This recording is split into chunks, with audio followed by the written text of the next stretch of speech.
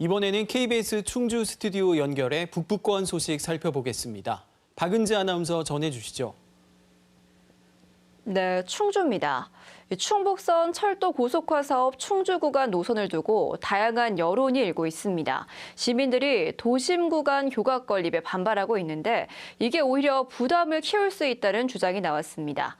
공론화하자는 입장은 같은데 해법 찾기는 쉽지 않아 보입니다. 천출한 기자의 보도입니다. 충북선 철도 고속화 사업 충주 구간 교각 건립을 반대하는 시민들입니다. 이들은 지난해 충주를 지나는 15km 구간에 고가 건설 계획이 알려지자 부분 지중화 등을 포함한 대안 노선을 제시하면서 반발 수위를 높여왔습니다.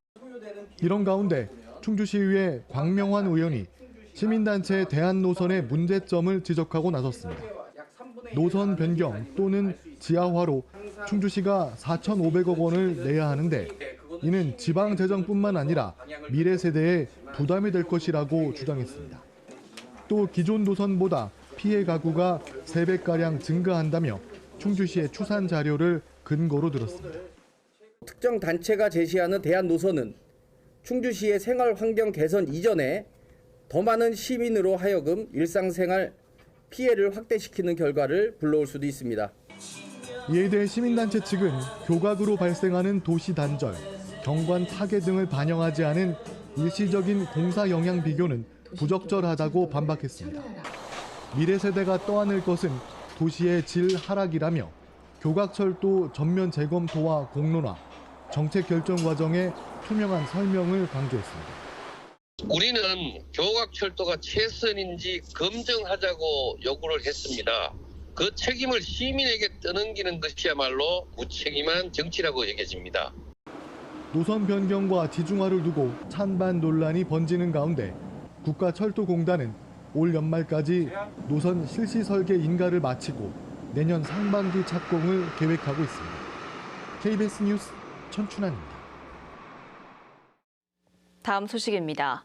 음성군이 대소면의 읍설치 승인 건의서를 충북도에 제출했습니다.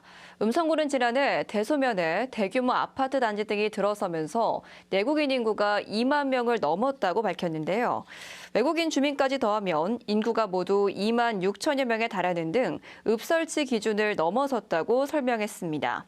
지방자치법이 규정한 읍설치 요건은 인구 2만 명 이상, 시가지 구성 인구 비율 40% 이상, 도시적 산업 종사 가구 비율 40% 이상입니다. 읍설치 승인은 충청북도와 행정안전부의 현지 실사와 검토를 거쳐 최종 결정됩니다. 단양 일반산업단지 분양이 준공 13년 만에 마무리됐습니다. 단양구는 최근 한 건축시공 전문기업이 산업단지 마지막 분양 용지를 계약해 전체 21개 필지에 주요 기관과 기업 15곳이 입주하게 된다고 밝혔습니다. 단양 일반산업단지는 수도권 규제 완화 등으로 오랜 기간 분양에 어려움을 겪었는데요. 단양구는 탄소 포집 활용 분야 입주 기관을 중심으로 지역 특화 산업 발전 거점이 되도록 지원할 계획입니다. 제천시가 내일부터 초등학생 학교버스인 제버스 운행 정거장을 4곳 더 늘려 모두 21곳에서 운행합니다. 새로 추가된 정거장은 제천시 다함께 돌봄센터와 남천초등학교, 용두초등학교, 화산초등학교입니다. 제버스는 방과 후 초등학생의 교육시설 이동을 돕는 호출형 교통수단으로 지난해 7월 도입 이후 1,130여 명이 이용했습니다. 제천시 수산면의 의약분업 예외지역 지정이 오는 4월 5일 해제됩니다. 제천시는 수산면의 하나뿐인 약국이 휴업을 중단하고 영업을 재개해 의약분업 예외지역에서 제외한다고 밝혔습니다. 행정예고기간인 오는 4월 4일까지는 일대 병원과 약국에서 모두 처방약을 받을 수 있는데요. 이후부터는 의약분업에 따라 약국에서만 약을 지을 수 있습니다. 지금까지 충주에서 전해드렸습니다.